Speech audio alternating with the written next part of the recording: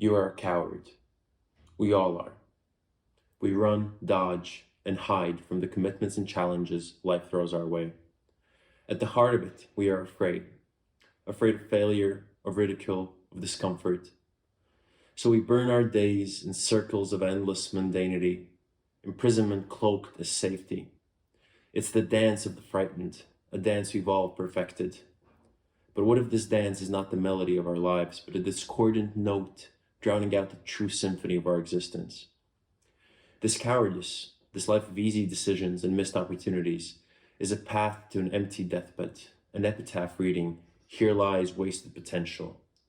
The harsh reality is that without change, your life will culminate in regret, a monument to the things you never had the courage to do.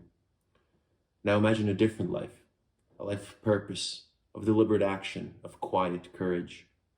A life where fear is not a jailer, but a catalyst, where procrastination is not a refuge, but a challenge, where distractions are not a comfort, but a hindrance. This is the way of the conqueror, a path known to the sage and hero alike, leading from procrastination and fear to purpose and fulfillment. This path is not easy, nor comfortable. But as you'll discover in the stories of Homer's heroes and Viktor Frankl's concentration camp survivors, it is in walking this path that we truly learn to live. So, will you remain a coward, or will you rise to become a conqueror, a master of your own existence? Shall we begin? From cowards to conquerors, the power of courage to overcome procrastination and find purpose. Chapter 1. The Dance of the Frightened. The coward's complexion will always keep changing hue. His inner thoughts never are calm, won't let him sit still.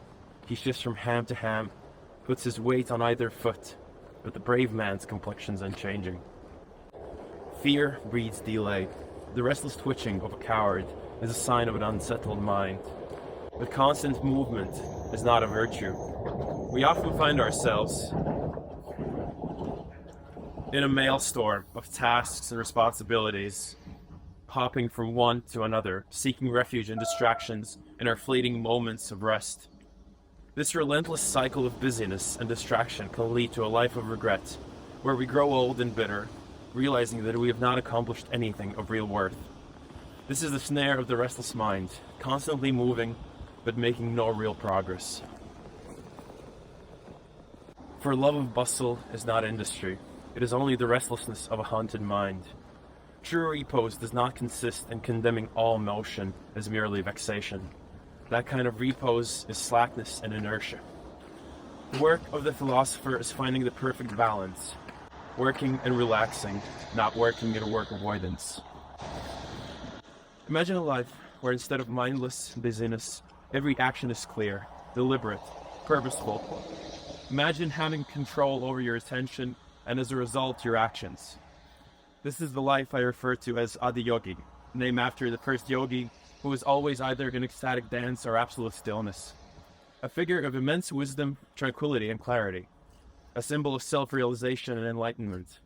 It is about being in a state of heightened awareness and understanding, where one's actions naturally align with the fundamental nature of existence. You two Ayestas, leaders of the bronze corseleted Achaeans, to you, out of place to urge you, I give no orders. You yourselves are exhorting your men to battle fiercely. If only, by Zeus the Father, by Athena and Apollo, such a spirit might be engendered in every man's heart, then would King Priam's city soon totter to its fall, stormed and sacked at our hands. Heroes are not those who require orders or persuasion. They are aware of the task at hand and prepare accordingly. They are the embodiment of the Adiyogi spirit, moving with purpose and clarity. Within each of us exists this voice of inner wisdom, often drowned out by the clamor of fear and procrastination. The voice of guilt within us shows that we understand what needs to be done. The real question is, do you possess the courage to act on it? Often what you need isn't new knowledge, but a reminder of what you already know. So I write this letter, or read it now, as a reminder to myself now, and whenever I find myself lost again, of what the world is all about. Welcome aboard. I hope you disembark slightly sexy. Chapter 2. The twin traps of procrastination. There are two reasons why we procrastinate. We hold ourselves to excessively high standards, or we hold ourselves to excessively low standards. Both are bad, as they do not correspond to reality. Excessive standards can immobilize us. We become so focused on achieving perfection that we forget that growth is not dependent on perfection, but on the accumulation of results. Whether we win or lose, we grow. The key is to act, to not let the fear of failure or the pursuit of perfection hinder our progress. Acquired strength is dictated by the accumulation of results. To suffer defeat or experience victory, we grow regardless. A quote by Toto from Jujutsu Kaisen. It's far too easy to fall into the trap of waiting for the perfect plan or the perfect moment. Fear of making a mistake can freeze us in our tracks. Instead, we must stride forward with confidence. Even if the step is wrong, we'll know it and be better prepared for the next. Do not wait. Act. Your uniqueness reveals itself through your actions, your choices, not by waiting. Waiting is not unique. On the other side of the spectrum, we find the pitfall of setting our standards too low, where we fail to see the significance of our actions, and, over-obsessed with the self, lose sight of the grander scheme of life. Viktor Frankl, an esteemed psychiatrist and Holocaust survivor, provides valuable insight on how to avoid this trap. The true meaning of life is to be discovered in the world, rather than within man or his psyche. The self-transcendence of human existence. Being human always points to something, someone, other than oneself. A meaning to fulfill or a person to encounter. The more one forgets himself, serving a cause or loving a person, the more human he is, and the more he actualizes himself. Self-actualization is possible only as a side effect of self-transcendence. Frankl posits that the true meaning of life is not found within ourselves, but within the world around us. By dedicating ourselves to a cause or loving a person, we transcend our individual existence and actualize our human potential. What man needs is not homeostasis, but noodynamics, i.e., the extensional dynamics in a polar field of tension, where one pole is the meaning to be fulfilled, and the other is the man who has to fulfill it. It is a dangerous misconception that what is needed for mental hygiene is equilibrium or homeostasis. Don't be hesitant to challenge a man with a potential meaning, to thus evoke his will to meaning. Going further, Frankl advocates for an embrace of existential tension. The drive towards meaning is inherently human, not static balance. Challenge yourself, find meaning, ignite. Don't aim at success. The more you aim at it and make it a target, the more you're going to miss it. For success, like happiness, cannot be pursued, it must ensue. And it only does so as the unintended side effect of one's dedication to a cause greater than oneself, or as the byproduct of one's surrender to a person other than oneself. Listen to what your conscience commands you to do, and go on to carry it out to the best of your knowledge. Then you will live to see that in the long run I say, success will follow you precisely because you had forgotten to think of it. Finally, Frankl warns against the direct pursuit of success. Listen to your conscience, follow its commands to the best of your ability. Do this long enough, and success will follow, unintended. In conclusion, whether our standards are excessively high or depressingly low, the key to overcoming procrastination lies in finding meaning in our actions and executing them regardless of the outcome. Only then can we truly grow and die with more than just potential carved in our tombstones. Chapter 3. The Inner Odyssey. From Fear to Fortitude. God will not have his work made manifest by cowards. The greatness that reverberates through the annals of Greek epics does not spring from weakness.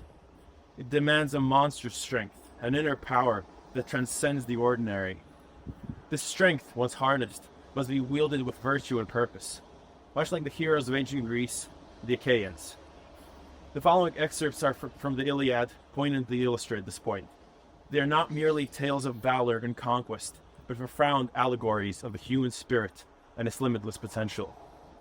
In the first excerpt, we witness the strength and courage of Menelaus. As a man cultivates an olive tree's flourishing slip in a lonely spot, where spring water wells up in abundance, a fine, healthy sapling and breezes from every quarter make it shiver, and soon it bursts out in white blossom. But then a sudden gale comes, with abundance of storm winds, tears it up root and all, and lays it out flat on the ground. In such wise, Panto's son, the ashen spirit Euphorbus, was slain by Atreus' son Menelaus, stripped of his armor. As some mountain-bred lion, confident in its strength, from a grazing herd snatches a cow, the best one there. When he's caught her, he first breaks her neck with his powerful teeth, then gulps down her blood along with all her innards, tearing her flesh, while all around him hunting dogs and herdsmen make much noise, but from a distance, not being minded to confront him, for pale fear has them in his grip. Just so the heart in the breast of no Trojan dared to come out and confront illustrious Menelaus. The second excerpt describes the shouts of Achilles, the legendary Greek hero. There he stood and shouted, and Athena, standing apart, gave voice to, arousing vast panic among the Trojans, as clear as the trumpet's note sounds out when a township's encircled by enemies with destruction on their minds. So clear was the war cry uttered by Icarius' grandson. When the Trojans heard that brazen voice and knew its author, the spirits of all were confounded. The fine-maned horses turned their chariots backwards, sensing trouble ahead. Their charioteers were in panic when they saw the tireless fire blaze marvelously over the head of Peleus' great-hearted son, a fire lit and kept shining by the goddess, grey-dyed Athena. 3 great shouts over the ditch did noble Achilles give, and 3 times the Trojans and their far-famed allies panicked. 12 of their finest fighters perished there and then, among their own spears and chariots. While these tales may seem steeped in violence and aggression, they are, at their essence, narratives of strength and resilience. Even the biblical concept of meekness is not an endorsement of weakness, but a testament to the power of choice. Only when one possesses the strength to retaliate, the power to fight back, can they choose not to. You can't sheathe a sword you don't possess. You've heard that it was said, eye for eye and tooth for tooth. But I tell you, do not resist an evil person. If anyone slaps you on the right cheek, turn to them the other cheek also. Matthew 5:38. And then my pastor said something that has stuck with me ever since. People misunderstand this. They think you are supposed to revel in your weakness. But the only way you can truly turn the other cheek is if you know you could destroy the other person. You must develop the potential for violence first, to then decide against it. What I advocate here is not brute force or blind aggression. It's about strength, courage, and confidence, but of a kind that is purposeful and compassionate. It's about harnessing your inner power and using it to make a difference. Aeneas charged straight at Idomeneus. Idomeneus was not seized by panic like some youngster, but waited, as when a boar in the mountains, trusting his strength, makes ready to fight off attacks. This is the kind of courage that is the antithesis of procrastination, of leg bouncing and fidgeting. It's about trusting in your strengths, preparing yourself for the battle ahead. It's about embracing the necessary monster within and using it to conquer your fears and achieve your goals. Chapter 4. The Eternal Echoes of Heroism. While we often associate epic tales and heroes with the ancient past, it's crucial to understand that the quest for a meaningful life worthy of an epic poem isn't confined to the ancient Greek era. A compelling example can be found in the writings of Viktor Frankl, a Holocaust survivor. We who lived in concentration camps can remember the men who walked through the huts, comforting others, giving away their last piece of bread. They may have been few in numbers, but they offer sufficient proof that everything can be taken from a man but one thing, the last of the human freedoms, to choose one's attitude in any given set of circumstances, to choose one's own way. This quote illustrates that heroism does not require grand gestures or monumental achievements. It can be found in the smallest of actions, in the quietest of moments, and in the most desperate of circumstances. When stripped of all material possessions and personal freedoms, individuals can still choose their attitude and their response to their situation. This capacity for choice, even in the face of extreme adversity, is the testament to the indomitable spirit of humanity. Thirdly, the short time I have been married to her outweighs everything, even all we have gone through here. Ota, Where are you now? Are you alive? What has happened to you since our last hour together? Did you find your wife again? And do you remember how I made you learn my will by heart, word for word, in spite of your childlike tears? These are also two excerpts from Viktor Frankl's Masters for Meaning, which, maybe out of context, don't have as much weight as they did when I read it, but when we juxtapose the grandeur of the ancient Greeks with the recent horrors of Auschwitz, we are struck by how close we are in time to such atrocities, yet how painfully beautiful are the texts that emerge from this dark period in history. In our time, we witness modern epics unfold before our eyes. UFC 278, August 2022. In the co-main event, Luke Rockhold, the elder fighter, paints his bloody face on his opponent in the final minute of a losing fight, a gory spectacle of resilience. But the main event tells a true epic. Leon Rocky Edwards, born in Crimer in Birmingham, escapes his circumstances through martial arts training, fighting.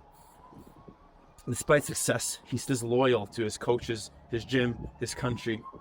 After hardships in getting to the championship opportunity, he finally faces Kamaru Usman, a dominant champion, rated #1 greatest pound-for-pound fighter alive, who defeated him years before. The odds are against him. Thus unfold the first 4 rounds and 4 minutes of the final 5th. But in the last minute of the last round, after a stirring speech from his corner, Edwards knocks Usman out cold with a head kick. Pound for pound, bang, headshot, dead. Leon Rocky Edwards, still in the cage, crafts his story, writes poems in real time, his tale a reminder that epics and heroes are not relics of the past, but live in our world today. Chapter 5, a framework for action. Now we translate the stories of heroes into a framework for action, a guide towards a life of purpose, courage, and meaningful action. Step 1, finding your purpose. Consider Frankl's words. The true meaning of life is to be discovered in the world, rather than within man or his psyche. Explore your world. Find causes that stir you, people who inspire you. Your purpose lies where your passions, skills, and the world's needs meet. Go, try, do, and see. Step 2, setting your standards. Recall Niels Bohrmann's warning about the twin traps of procrastination. Standards too high or too low. Set standards that challenge but don't paralyze, that inspire but don't breed complacency. How to do this? Dr. K suggests to, first, take a minute. Sit straight, as if strings pull you up by the top of your head. Chant an inner Om or Om 3 times to feel your inner vibrations. Realize you are not the standard, high or low. You are you, with a task to do. Let your emotions be ones that drive you to action and growth. Step 3, cultivating inner strength. Draw from the courage of Homer's heroes. Develop inner strength, not for aggression, but to make a difference. This strength will help you face fears, overcome procrastination, and act decisively to vice your goals. For this, cultivate, first, physical strength, for stability in this world. Second, bravery, by facing increasing challenges. Start where you can, and growth will follow. Thirdly, mental resilience, showing yourself that you are more than your thoughts, and that the inner you cannot be shaken. Step 4, embracing the power of choice. Like the heroes in Frankl's concentration camp stories, remember that you always have the power to choose your attitude and response, regardless of circumstances. This power of choice is a testament to the indomitable spirit of humanity and a crucial tool in your journey towards a meaningful life. Step 5, taking action. Now embark on your own hero's journey. The journey is as important as the destination. Embrace challenges, learn from failures, and celebrate victories. Be a good gardener, nurturing your growth and the growth of those around you. Finally, act. I leave you with the words of Ye. You are a being with engineering opportunities before you. Do you have the courage to seize them? The world awaits your answer. Be a good gardener. I'm Paulus. So, this is my first step, me taking action on my hero's journey. My first video on this channel. I'm reading the script from the letter I wrote for my newsletter. It's on my page. I don't know how this will turn out. Maybe the camera's too shaky, maybe the audio quality is too bad, maybe I'll need some microphones or sit in one place with a tripod. But I like the idea of walking around, having a tiny little adventure while I film these, because that's something I want to do more of in my life anyways, and this is a good way to combine the things I enjoy and I want to do, and I get to enjoy the sunset. So I hope you liked this. If you did, do subscribe, do comment. My Twitter, my newsletter, my page, all the links are where you'd expect them. Thank you for coming along with me on this journey. I'm out.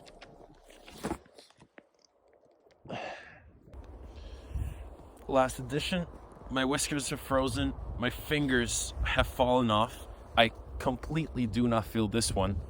So I've been through a lot for this video. I've been through a lot.